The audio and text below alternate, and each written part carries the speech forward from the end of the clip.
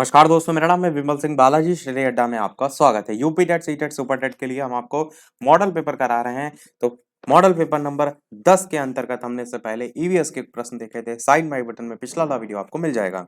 आज हम देखेंगे हमारे बाल विकास सीडीपी के मॉडल पेपर नंबर 11 के 30 प्रश्न। चलिए शुरू करते हैं प्रश्न नंबर 1 से। पहला प्रश्न है कि गार्डनर जो है उन्होंने 7 अभियोगिताओं का अधिमान निर्धारित किया, इनमें से कौन सा नहीं है, ये आपसे पूछा गया है।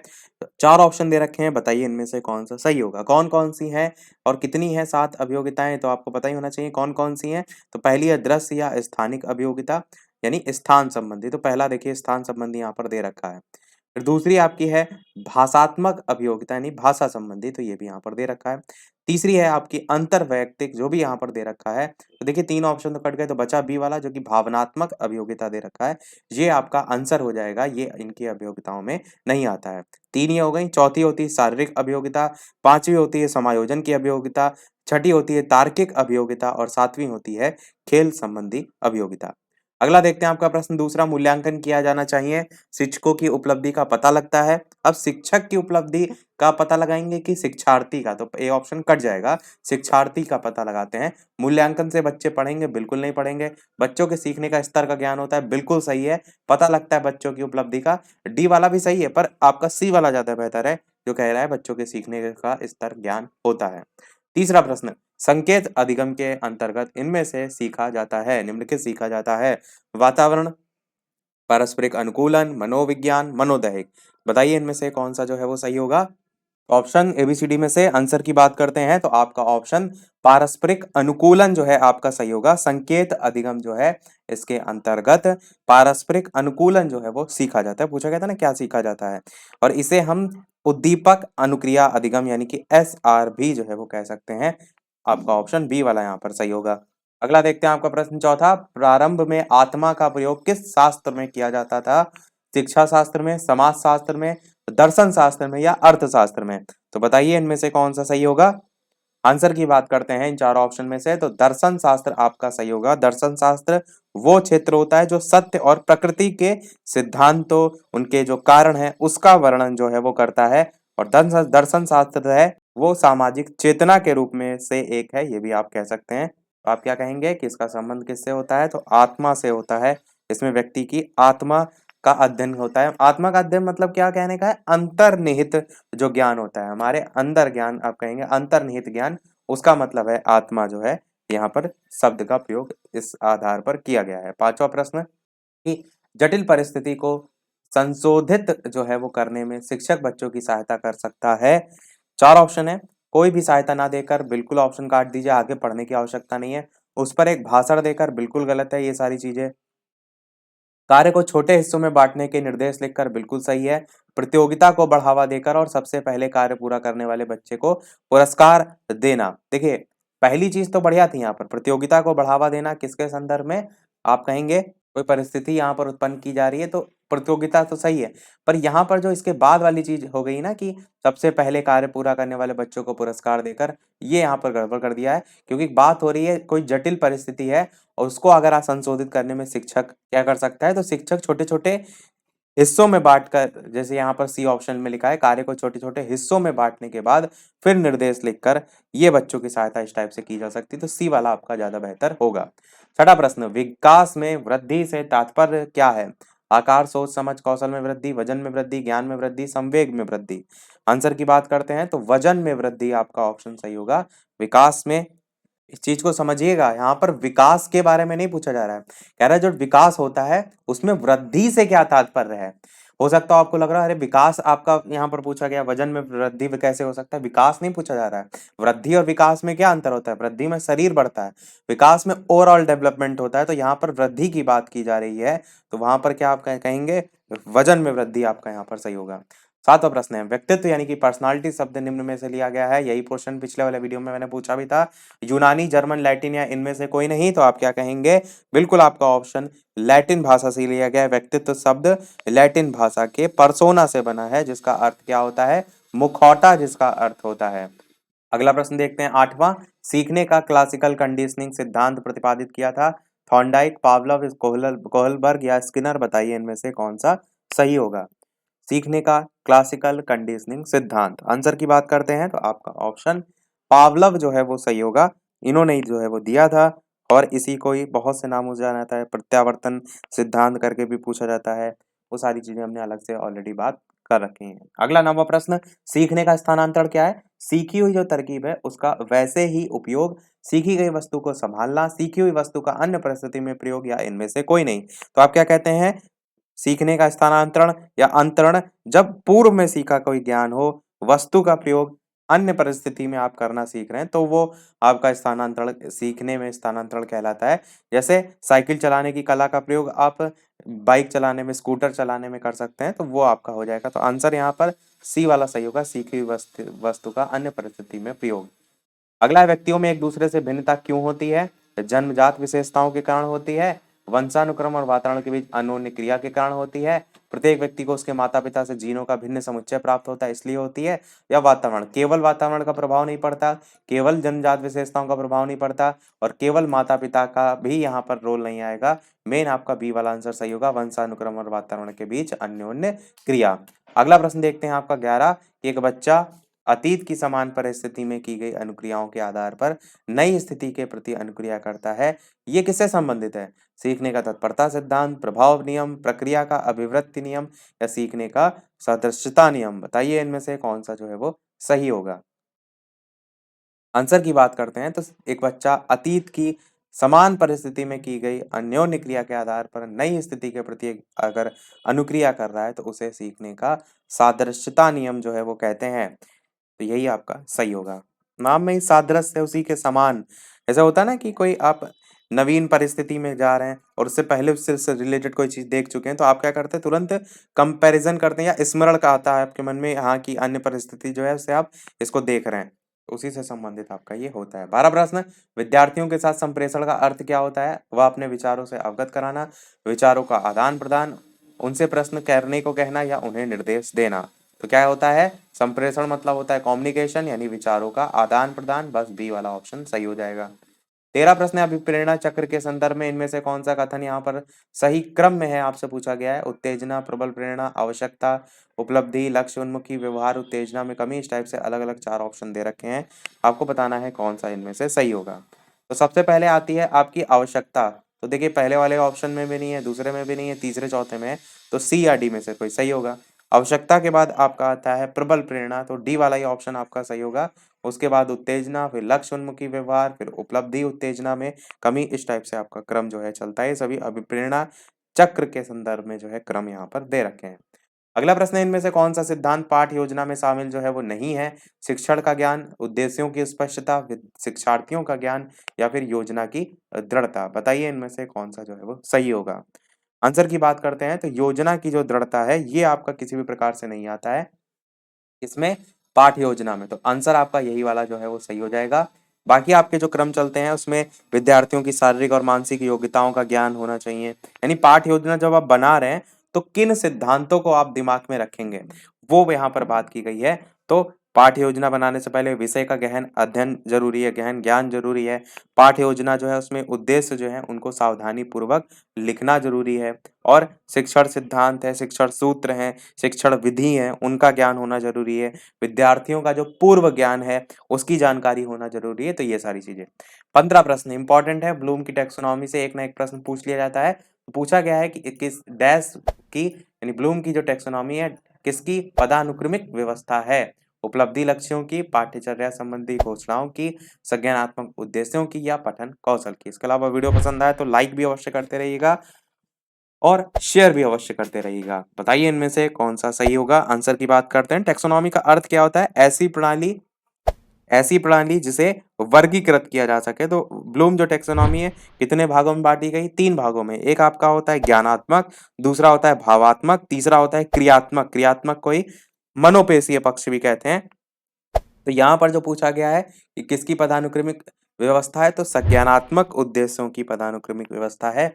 सी वाला आपका ऑप्शन यहाँ पर जो है वो सही हो जाएगा। अगला देखते हैं प्रश्न नंबर 16, इनमें से सृजनशीलता का प्रमुख तत्व इनमें से क्या नहीं है? लचीलापन, अनुशासन, मौलिकता, धारा प्रवाहिता। तो सृजनशीलता यानी कि क्रिएटिविटी उसका तत्व नहीं है, तो मौलिकता यानी कि नवीनता तो सबसे ज्यादा होती है। धारा प्रवाहिता जो है आपकी भी होती है, लचीलापन भी होता है, पर अनुशासन सृजनशीलता में कहाँ से आएगी? तो बस बी वाला यहाँ पर आंसर जो है वो हो जाएगा, जो कि आपका सृजनशीलता के तत्वों में नहीं होगा।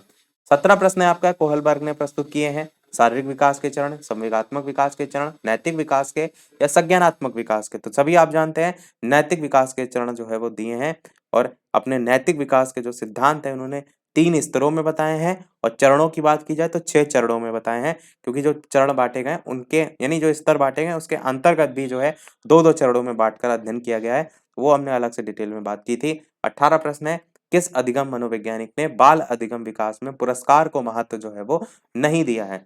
पावलोव, स्किनर, थॉर्नडाइक, गुथरी, बताइए इनमें से कौन सा जो है वो सही होगा? तो समीपता का सिद्धांत अगर आपने सुना होगा तो आप आसानी से आंसर टिक कर लेंगे। तो गुथरी ने जो है वो दिया था समीपता का सिद्धांत, और इन्होंने पुरस्कार को महत्व जो है वो नहीं दिया था। और इनका समीपता का सिद्धांत ये कहता है कि जो अनुक्रिया होती है और उद्दीपक होता है, इसके मध्य जो अनुबंधन होता है वो पुनर्बलन पुरस्कार जो है इसके आधार पर नहीं होता है, बल्कि समीपता के आधार पर होता है। जबकि थॉर्नडाइक हो गए, पावलव हो गए, स्किनर हो गए, उन्होंने अधिगम क्षमता को प्रभावित करने वाले जो कारक है उसमें पुरस्कार को महत्वपूर्ण कारक माना है, पर गुथरी ने नहीं माना है। 19 प्रश्न है, भाषा अवबोधन से संबद्ध विकार जो है वो कौन सा है? 4 ऑप्शन है, इसके देखिए हिंदी वाले नाम ना पढ़ करके इंग्लिश वाले पढ़िए, तो आप आंसर से आसानी से जो है वो पहुंच जाएंगे आंसर तक। बताइए इनमें से कौन सा सही होगा? भाषा अवबोधन से संबद्ध विकार आंसर की बात करते हैं तो भाषाघात यानी कि अफेजिया जो है वो सही हो जाएगा। भाषाघात को अफेजिया इंग्लिश में कहते हैं। ऑप्शन में कई बार डायरेक्ट अफेजिया लिखा रहता है। इसमें क्या होता है? व्यक्ति के बोलने, लिखने, बोले हुए लिखे शब्दों को समझाने या प्रकट करने में अनियमितता होती है, अस्पष्टता होती है, तो ये सारी चीजें इसमें होती हैं। अगला देखते हैं आपका, और थोड़ा-सा ऐसे ट्रिक से भी जोड़ लीजिए। अब अफ़ेजिया में देखिए लिखा है अब फँस, जैसे कुछ मुँह में फँस जाए तो आप बोल नहीं पाएँगे, भाषा अवबोधन ऐसे करके थोड़ा-सा जोड़ लीजिए तो आपको याद हो जाएगा। 20 प्रश्न है, निम्न सिद्धांतों में से कौन बच्चे के बौद्धिक विकास के 4 चरणों संवेदी चालक, पूर्व परिचालन, सुदृढ़ परिचालन और औपचारिक परिचालन को चिह्नित करता है? कोहलबर्ग, एरिक्सन, जीन पियाजे, फ्रायड। तो बताइए इन सभी का किसने वर्गीकरण किया था? बिल्कुल जीन पियाजे का संज्ञानात्मक सिद्धांत आपका सही होगा। संवेदी मोटर, पूर्व संचालकता, प्रत्यक्ष संचालकता और औपचारिक। 21 प्रश्न कि मास्टर ग्रंथि के नाम से जाना जाता है पीयूष ग्रंथि को, गल ग्रंथि को, उपगल ग्रंथि को या फिर उपवृक्क ग्रंथि को? बताइए इनमें से कौन सा सही होगा? तो ऑप्शन एबीसीडी में से आंसर की बात करते हैं तो पीयूष ग्रंथि जो है इसको ही मास्टर ग्रंथि कहा जाता है। ये एक अंतःस्रावी ग्रंथि होती है। इसका जो आकार होता है वो लगभग एक मटर के दाने जितना होता है। मस्तिष्क के तल पर जो हाइपोथैलेक्स का निचला हिस्सा होता है उसमें निकला हुआ होता है, और एक छोटे अस्थिमय जो गुहा है उससे ढका भी होता है। तो ये सभी इसकी विशेषताएं होती हैं। अगला देखते हैं आपका प्रश्न नंबर 22 कि बालक का विकास परिणाम है आर्थिक कारक का, वंशानुक्रम और वातावरण की अंतः प्रक्रिया या वातावरण का? तो अभी हमने क्वेश्चन इस पर बेस्ड देखा था, बस आपका सी वाला सही हो जाएगा। क्या कि बालक का जो विकास है वो वंशानुक्रम और वातावरण दोनों का मिला जुला रूप होता है। अगला प्रश्न 23 है, इनमें से कौन सा एक कथन समावेशन का सबसे अच्छा वर्णन करता है?